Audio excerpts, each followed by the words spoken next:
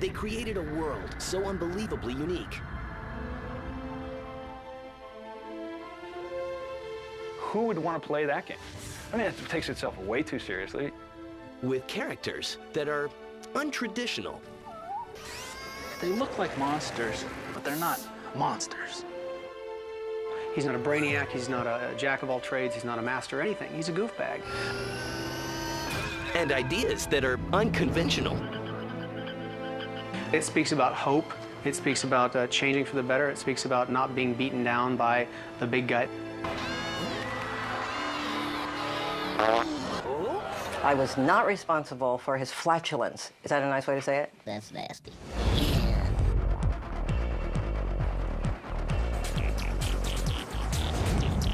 Oddworld, Abe's Odyssey was just the beginning for Oddworld. Their innovative ideas helped change the face of video games forever. This is their story of vision, chances, and an adorable little character named Abe.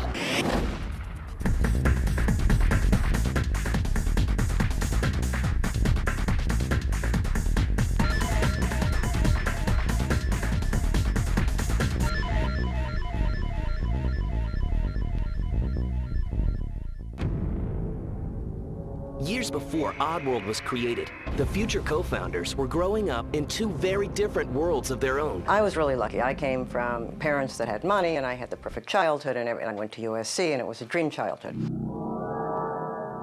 My first memory is sitting in the back of a police car and watching the lights bounce off the houses. My mother married an ex-Marine Teamster. You know, nothing against Teamsters, but I lived with them, so I have the right to say that. But what Lorne did have was a gift, and this gift meant everything. Art probably saved my life, because when I was in high school, I had just become a really bitter, negative, hostile person. Fate would then slowly begin merging these two lives together. While Sherry was working as an executive in computer animation, Lorne was earning his reputation as an accomplished art director. Then in 1991, while working at a special effects company, the businesswoman finally meets the artist. It was very clear that we were both really passionate about what we did. We both really wanted, to create high standards. I thought that for the first time in Hollywood, I was meeting someone that was really direct. Sherry would cut right to the chase. So she would just go, no, that sucks, that's good, that's awful. Beyond their similarities lies something that fascinates Sherry. I wouldn't even know how to describe it, except to say that he truly, truly is an artist. That's really who Lorne is. He's an artist. They officially partner up, spending the next few years creating computer animation rides. But along the way, Lorne picks up a new passion and shares his true vision with Sherry. And he said, what we really need to do is we need to build video games. And I thought he was kidding. And I went, why would I want to build a video game? And she just wasn't making the connection. And I was going, it's an economic connection that we need to make the leap to, Sherry. See, here's the deal. This is the new medium. We could be the Cecil B. DeMille's of what's coming down the road. This is music videos in 1980. Thanks to Lorne's persistence, a healthy, brand new video game company is born, and its name is Oddworld. Sherry and Lorne pack up their lives, leave the comforts of Hollywood, and set up shop in sleepy San Luis Obispo. Let the games begin. All video games either had to be some sort of an established puzzle, established fighting game, established this and that. And there was a way to combine all these. Hello, follow me. Okay. And still put out this intoxicating game, this little world that would draw you in. Scott isn't the only top talent intrigued by this unknown world. I realized the moment I walked in the door, I'll do whatever it takes so that I can become a part of this whole organization. So we have two leaders that didn't just say, hey, let's form a company because it sounds good. They had the background and the knowledge to say, here's what the images are going to look like, this is what the world's going to look like. And these images aren't typical. There are no superheroes or virtual babes. That's just wrong. Instead, there's the bizarre, the peculiar, and the odd. And the title for this odd game is going to be Soulstorm. It's not your cliche science fiction type stuff. They look like monsters, but they're not monsters. What we always wanted was to create a character that people could really identify with. Not the character that we'd like to be, you know, the Superman. And that's exactly what they created. And his name? My name's Abe. Yes, Abe. The lovable, goofy character with stitches mysteriously sewn on his mouth. Abe's responsible for leading us through the game while simultaneously trying to save his own kind. Tough gig.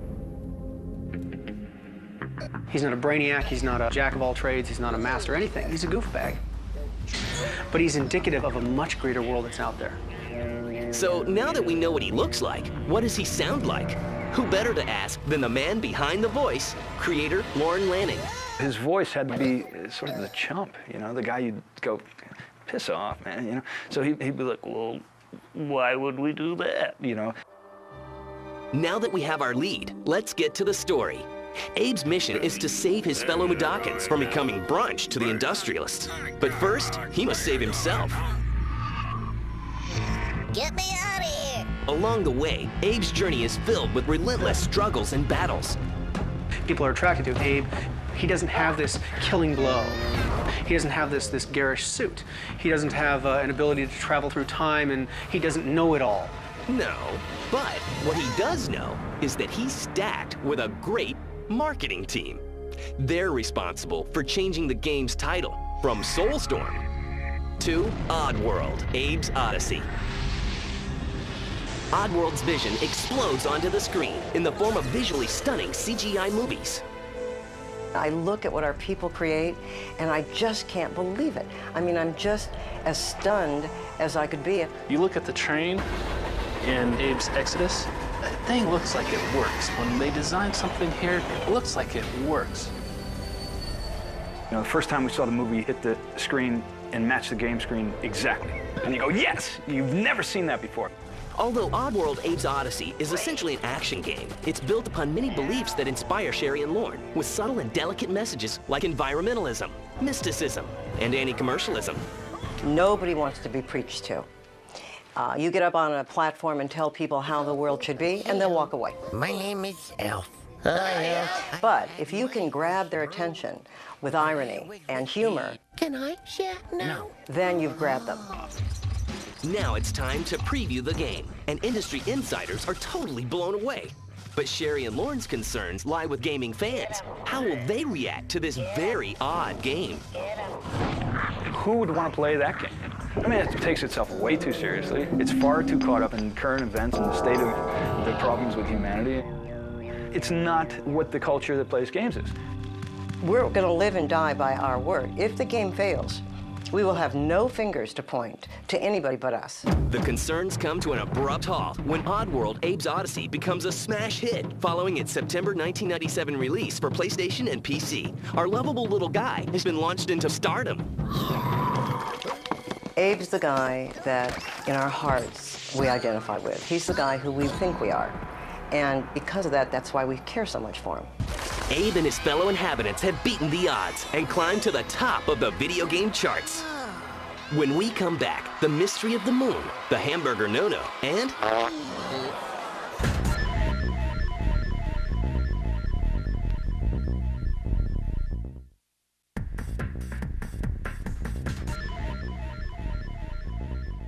Sherry McKenna and Lorne Lanning dominated the video game industry with Oddworld, Abe's Odyssey. The 1997 release won more than 40 major industry awards and sold more than 2 million units worldwide. Well, there's not much time to celebrate. Oddworld's publisher asks for the impossible: compress the usual 2-year-plus production cycle and deliver a follow-up game in time for Christmas '98. Can Oddworld handle the pressure? It was hell, let me say. It was not fun. We did it in 9 months. We got it done on time because that's what you're supposed to do. Deliver on time. We just had to prevail, and it was murder. With games to be made and deadlines to meet, the relentless businesswoman is adamant about providing a healthy work environment. I am absolutely a monster about the health thing. So if I see people coming in with junk food, with a cheeseburger, I will absolutely take it and throw it away. Sherry said healthy people are basically good, alive workers, and so she fronts the money for vitamins every week and has fruit baskets. And then, you know, you'll pull a desk drawer and there'll be the donuts. But don't tell her I said that, if she finds out. With little time to play, work progresses on the second Oddworld game, where some familiar inspirations are sneaking their way in. Basically, our games are about consumerism versus mysticism. Nicotines, sweeteners. We have to look at us as consumers and be responsible for that which we consume. Ooh, tasty. But it speaks about hope.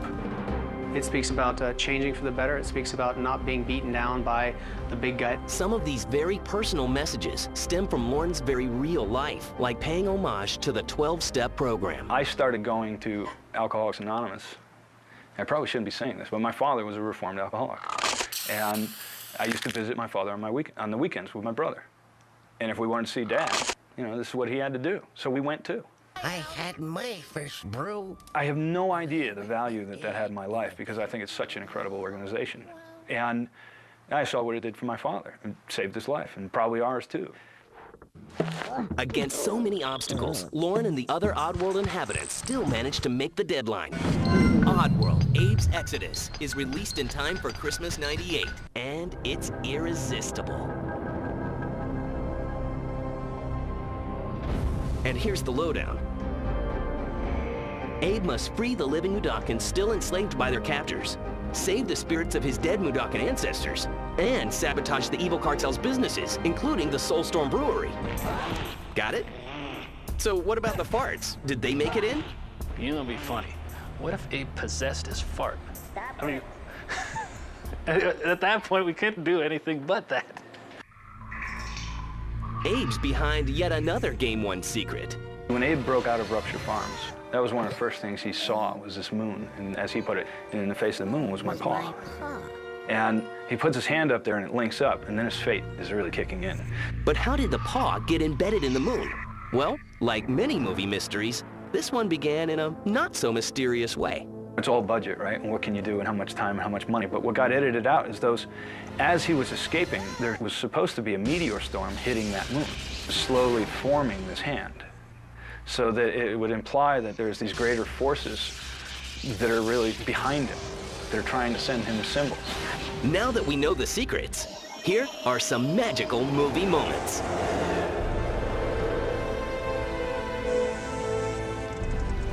I'm a fan of the movies as well. I mean, I'm just as stunned as I could be. And their enthusiasm proves to be historical, coming to life on screen in more than 22 minutes of mini-movies.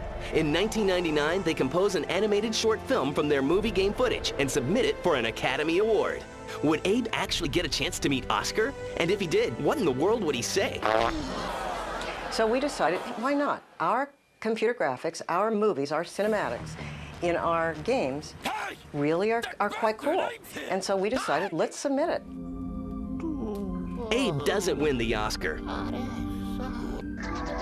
So he ditches a career in movies and shifts his interest to music, landing himself a lead role in a German dance band's video. This isn't something someone's going to watch once. It's going to be every time they click on the TV and sit back and go, oh, here is eine Video. That's good. You kind of charge into it going, wow, this is something lots of people are going to see lots of times. The video becomes a huge hit, and Abe plants his spot as an international star. We interrupt this program. Coming up, Oddworld makes a decision that some fans say, I am screwed! and Abe gets a sidekick. He's a belcher.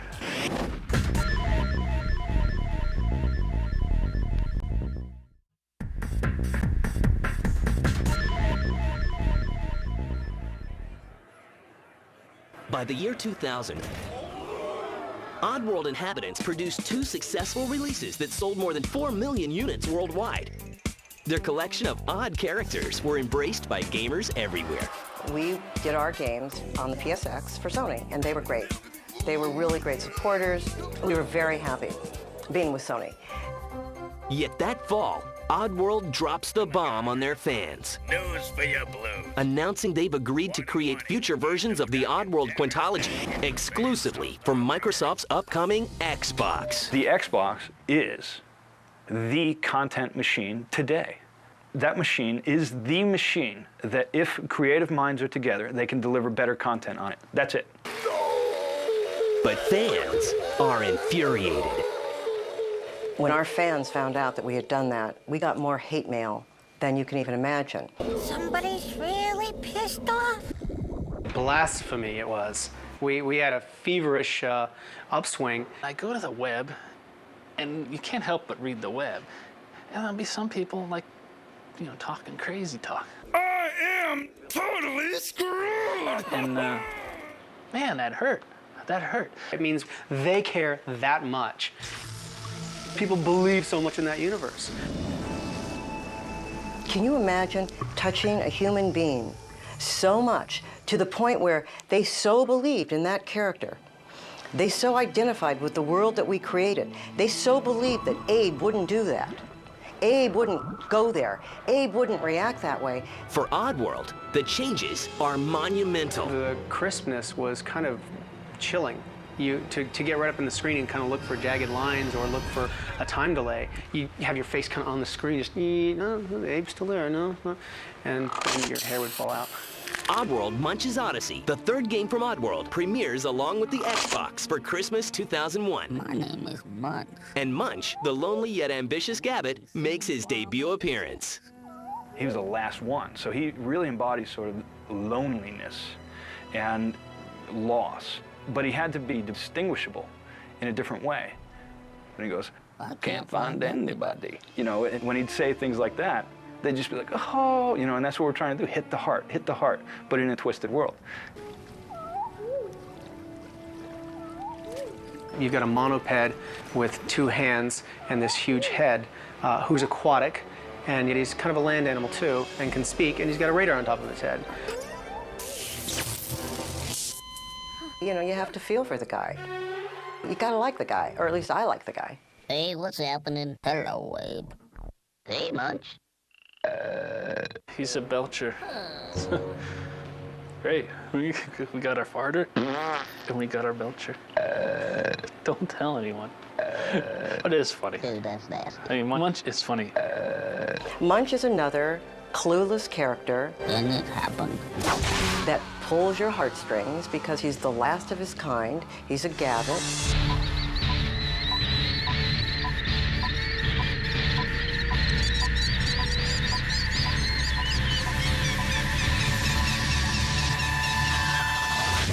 Oddworld tackles yet another taboo issue by allowing Munch to occasionally use a wheelchair as his mode of transportation. Let's take something that we have an association with, and let's change that. Let's look at that association, knock it apart, put Munch in it, and make it a power-up. It's the best way to get around given what he has. Nothing wrong with that. So again, something for people to kind of look at and go, this guy's really cool, this guy's really goofy, this is fun. But not all of Munch's assists come from a set of wheels. He gains unnatural boosts of energy from power-ups. Oddworld's version of soft drinks. We go to a vending machine, we get caffeine. Well, they go to a vending machine, they can run 50 times faster.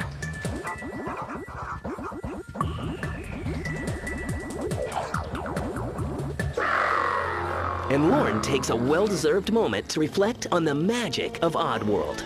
I think when we got shadows to cast directionally, and the way that that looked in the lighting, and the way that that matched the characters, there were certain points, like when we'd be going through the testing, I'd be going, that looks good, that looks good. Okay, make it great. Blow people away. Okay. The game looks great. In spite of the protests, Oddworld fans remain loyal and follow Abe to Xbox, picking up new fans along the way. Oddworld Munch's Odyssey becomes a worldwide hit. With 3 highly successful games, a string of awards, and fans around the globe, what will the Oddworld Inhabitants come up with next? We'd like Oddworld to turn into a family event. It'll be like turning on The Simpsons. When you turn The Simpsons on, everyone sits down and watches. That's hilarious. Look! When you turn on Oddworld, Come on, Abe. We're right behind you. Right behind you. Right behind you, Abe. Okay. Here goes. it will be a family sitting on the couch and going, oh, Mike, did you see that? Whoa, that's too high for me. That's hilarious. That's our future. Guys, that is sweet. A lot of, I think, what has to define Oddworld is creativity. And the day that it's not defining that for the public, I think we've got major issues. We have to see that we're getting stale before our audience does. Naked mud wrestling. No, I'm kidding. I don't know, because every time we see the production art that comes down the pipe, after a while we're like, wow, this is nutty. This is great. How are we going to do this? I have no idea. I need a coffee. And then we actually do it.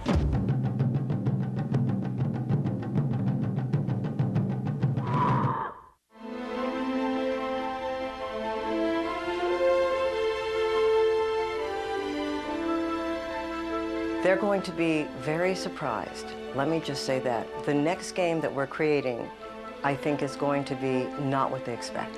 I probably shouldn't say anything more about it but that. And what's coming and what people are going to be playing, it's just going to blow them away. It transcends what they think is possible, and it's not that far around the corner.